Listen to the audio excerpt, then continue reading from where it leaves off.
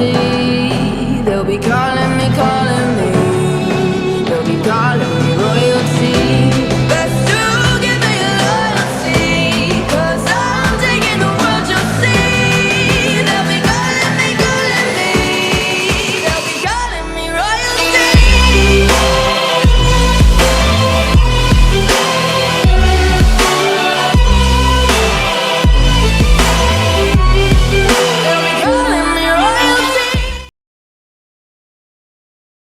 Untuk bisa membangunkan Yao Lao kali ini, Xiao Yan tidak hanya harus memeras keluar seluruh Douqi di dalam tubuhnya hingga benar-benar kosong, tetapi kekuatan spiritualnya juga telah mendapat pukulan yang cukup kuat. Karena itu, masih cukup sulit baginya untuk memulihkan kondisi puncaknya dalam kurun waktu singkat meskipun mantra api itu telah berevolusi menjadi metode Qi kelas D. Namun untungnya Yao Lao sudah terbangun kembali. Dengan penjaganya ini, Xiao Yan tak perlu lagi khawatir mengenai masalah lain yang mengganggunya. Karena itu ia dapat benar-benar tenang dan masuk ke mode pelatihannya untuk memulihkan diri. Tidak perlu khawatir mengenai sedikit pun pengaruh dari dunia luar. Melalui pemulihan tenang di mana tak ada gangguan sama sekali, tubuh kosong Xiao Yan berangsur-angsur dipenuhi dengan gelombang-gelombang Douqi yang mengalir masuk. Kelelahannya menjadi semakin menghilang setiap harinya. Dilihat dari kemajuannya, tubuhnya akan benar-benar segera sembuh. Terdapat gejolak udara di sekitar pemuda berjubah hitam itu. Ombak-ombak energi alami merembes keluar di sekitarnya sebelum mengalir tanpa henti ke dalam tubuhnya.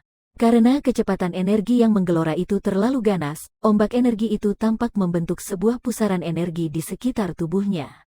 Bagian tengah dari pusaran itu adalah tubuh yang setenang jurang tak berdasar. Bentuk penyerapan energi ini terus berlanjut hampir sekitar 1 jam sebelum momentumnya berangsur-angsur berkurang. Sesaat kemudian, putaran riak-riak energi yang bertahap akhirnya mulai berhamburan perlahan. Tubuh pemuda yang tak bergerak itu sedikit gemetar seiring menyebarnya putaran energi itu. Matanya yang tertutup rapat tiba-tiba terbuka. Xiao Yan membuka kedua matanya. 2 gumpalan api hijau tua yang tampak padat melesat keluar dari dalam. Namun sesaat kemudian, api yang memancarkan suara itu menyusut kembali ke dalam matanya sebelum cahaya tersebut dengan cepat memudar. Sebuah hembusan udara keruh yang telah ditahan di dalam dadanya, mengikuti gerakan tenggorokannya dan pada akhirnya dihembuskan keluar oleh Xiao Yan. Sebuah lapisan kilauan samar seperti giok muncul di wajah Xiao Yan saat udara keruh ini dihembuskan. Kelelahan yang tersembunyi di antara alisnya selama beberapa hari ini juga telah benar-benar menghilang pada saat ini. Xiao Yan mengepalkan tangannya perlahan namun dengan sangat erat. Perasaan penuh dengan kekuatan membuat sudut mulut Xiao Yan secara refleks membentuk sebuah senyuman. Melalui hampir 7 hari pemulihan ini, ia akhirnya benar-benar pulih dari dikurasnya Douqi di dalam tubuhnya dan juga pukulan yang diterima oleh rohnya. Terlebih lagi, ia telah menuai imbalan yang tak terduga. Tepat sebelum ia berhenti tadi, Xiao Yan jelas merasakan perasaan samar bahwa Douqi di dalam tubuhnya menjadi sedikit lebih kuat daripada sebelumnya. Meskipun ia masih berada di puncak kelas Douwang, setiap tingkat memiliki perbedaan di antara tingkat atas dan bawah. Hal itu seperti sebuah botol air dengan takaran. Meskipun air di dalamnya telah mencapai tingkat takaran tertentu, masih ada perbedaan yang cukup besar di antara tanda ini dan tanda berikutnya di atasnya. Douqi yang menjadi semakin kuat ini, seperti air yang berulang kali naik. Cepat atau lambat, hal itu bahkan akan meningkat ke tanda yang lebih tinggi. Pada saat itu akan menjadi momen di mana Xiao Yan mendobrak ke kelas Douhuang. Karena lonjakan kekuatannya di masa lalu dan keadaan nyaris mati selama 2 tahun itu, ia kesulitan mengendalikan kekuatan di dalam tubuhnya dengan sempurna setelah ia terbangun. Karena itu, Xiao Yan tampak telah menemui jalan buntu selama ini. Sulit bagi kekuatannya untuk bahkan meningkat sedikit, terlepas bagaimana ia berlatih. Namun setelah 2 bulan belakangan ini, di mana ia benar-benar menggunakan seluruh Douqi di dalam tubuhnya, pengendalian dan keterbiasaan Xiao Yan terhadap kekuatan di dalam tubuhnya telah meningkat pesat. Karena hal inilah ia merasa bahwa kekuatannya telah meningkat, kini setelah ia benar-benar sembuh dan memulihkan kekuatannya. Situasi sejenis itu adalah sesuatu yang sangat sulit dilakukan di masa lalu. Namun setelah muncul, ini berarti Xiao Yan telah mulai mengendalikan kekuatan di dalam tubuhnya dan mencapai kemampuan bagi kekuatannya untuk terus meningkat. Xiao Yan juga jelas paham hal ini di dalam hatinya. Karena alasan tersebut, ia merasakan kegembiraan ketika ia merasakan peningkatan kekuatannya. Xiao Yan berdiri dari batu raksasa itu. Ia memandang ke bawah ke arah lautan pepohonan yang menyebar sampai ke ujung penglihatannya dari sudut pandang yang tinggi. Dengan senyum tipis, tangannya secara refleks membentuk segel yang sangat aneh dan seketika menekannya maju dengan lembut. Segel tangan itu didorong maju dan membawa angin bersamanya. Tentu saja, Xiao Yan tidak akan secara acak menggunakan segel gunung terbuka karena hal itu membutuhkan Douqi yang sangat besar. Karena itu, segel gunung terbuka yang satu ini tidak menyebabkan pergerakan apapun. Meskipun tidak menggunakan sedikit pun Douqi, udara yang ada masih berdesir lembut dimanapun segel tangan itu lewat. Meskipun aku telah melatih segel gunung terbuka untuk waktu selama itu, aku masih baru bisa sedikit menguasainya. Ini memang pantas disebut sebagai sebuah teknik Do tingkat tinggi kelas D. Orang akan menghadapi banyak kesulitan dalam melatihnya. Xiao Yan perlahan melepaskan segel tangannya dan sebuah cahaya berwarna perak samar mendadak menggelora pada kakinya. Tubuhnya gemetar dan sebuah bayangan tertinggal di tempat semula. Tubuhnya diam-diam telah bergegas ke langit seperti hantu.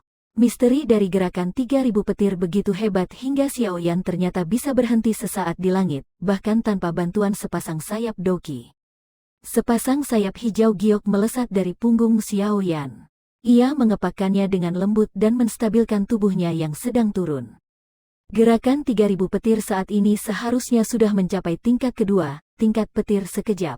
Aku sungguh tidak tahu kapan aku akan bisa masuk ke tingkat akhir dari 3000 petir. Xiao Yan menunduk dan mempelajari untayan-untayan petir yang berkelip di bawah kakinya sebelum menghela nafas dan berbicara. Ia sungguh menginginkan tingkat itu, di mana ia akan mendapatkan kecepatan mengerikan yang disebutkan Yao Lao setelah penguasaan menyeluruh dari gerakan 3000 petir. Hehe, anak muda, kau akhirnya telah memulihkan kekuatanmu. Tawa Yao Lao mendadak terdengar sembari Xiao Yan sedang merenung. Suara angin kencang beserta sosok manusia yang agak samar muncul di hadapan Xiao Yan.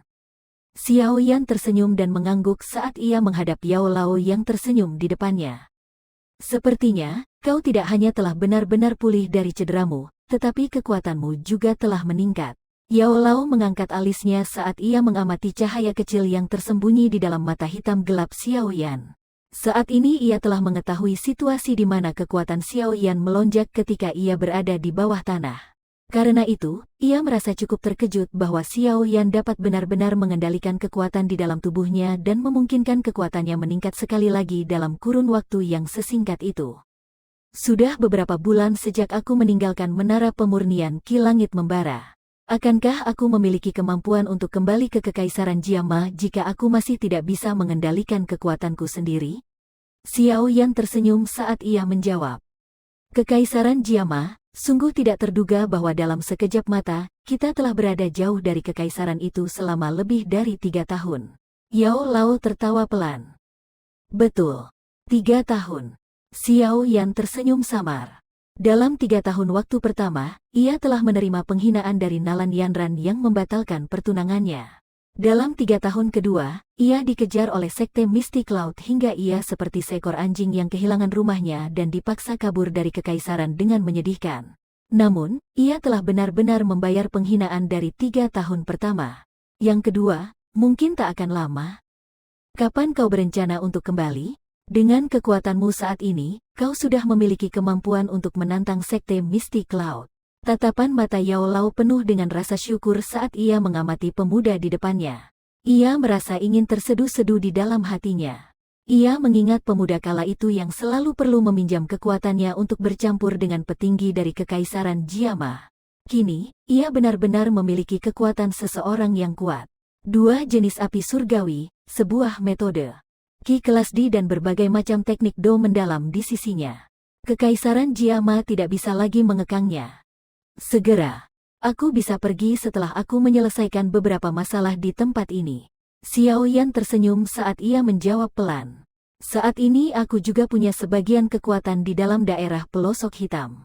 Kali ini aku akan membawa kembali cukup banyak ahli. Sekte Mystic Cloud memiliki banyak orang kuat.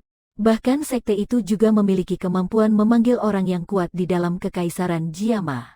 Jika aku kembali sendiri, akan sulit bagi kedua tinjuku untuk mengalahkan 4 tangan. Tak masalah jika hanya aku sendiri. Jika aku tidak bisa mengalahkan mereka, aku bisa berbalik dan kabur. Namun, para anggota dari klan Xiao yang tersisa di dalam kekaisaran Jiama tidak bisa kabur. Karena itu harus tidak ada kecelakaan kali ini. Yao Lao mengamati pemuda yang tersenyum di depannya dengan terkejut. Sesaat kemudian ia menepuk kepalanya dan berbicara dengan suara yang puas. Anak muda, kau memang telah tumbuh dewasa. Kau tidak lagi merupakan anak sembrono seperti kala itu. Kau sekarang ternyata mampu berpikir sedalam ini mengenai seluruh situasinya. Kala itu Xiao Yan telah murka karena menghilangnya ayahnya. Ia dengan bodohnya menyerang Sekte Mystic Cloud sekali lagi dan membunuh tetua pertama Yunleng yang merupakan satu-satunya yang mungkin tahu di mana ayahnya berada. Tidak hanya ia benar-benar kehilangan jejak ayahnya yang menghilang, tetapi ia juga menyebabkan hubungan di antara kedua belah pihak benar-benar hancur hingga mereka kini adalah musuh bebuyutan. Ini memang agak sembrono. Dibanding dirinya kala itu, tidak hanya kekuatan Xiao Yan yang sekarang maju dengan dahsyat, tetapi sifatnya pun menjadi jauh lebih dewasa dan tenang. Dalam 3 tahun, pemuda itu telah berubah menjadi seseorang yang kuat, yang benar-benar memiliki kemampuan untuk bertindak secara mandiri. Guru, terima kasih banyak atas apa yang terjadi di masa lalu. Xiao Yan pun agak malu di hadapan kata-kata Yao Lao. Kini saat ia mengingat apa yang terjadi, ia memang telah melakukan sejumlah tindakan yang sembrono. Yao Lao telah tidak hanya membujuk untuk tak melakukannya, tetapi juga menemaninya saat ia mengamuk. Kini saat ia memikirkannya, ia hanya merasa bersyukur di dalam hatinya terhadap guru yang melaksanakan tugasnya sebaik mungkin. Anak nakal, kenapa kau mengatakan hal itu sekarang? Bisakah seorang pemuda dikatakan pemuda jika ia tidak sembarangan dan sembrono? Yao Lao menamparkan tangannya pada pundak Xiao Yan saat ia menegur dengan senyuman. Xiao Yan juga sedikit tersenyum ketika berhadapan dengan senyum Yao Lao yang bahagia dan lega. Ia perlahan berbalik dan berpaling ke arah utara di kejauhan. Terdapat sebuah kekaisaran ribuan kilometer jaraknya di arah itu, yang disebut sebagai Kekaisaran Jiama. Di sana terdapat sebuah sekte bernama Sekte Mystic Cloud. Sekte Mystic Cloud, tunggu saja. Kita akan bertemu lagi segera. Sebuah senyum dingin yang samar terbentuk pada wajah tampan pemuda itu, saat sinar matahari merah dari matahari yang terbenam terpapar di wajah tersebut.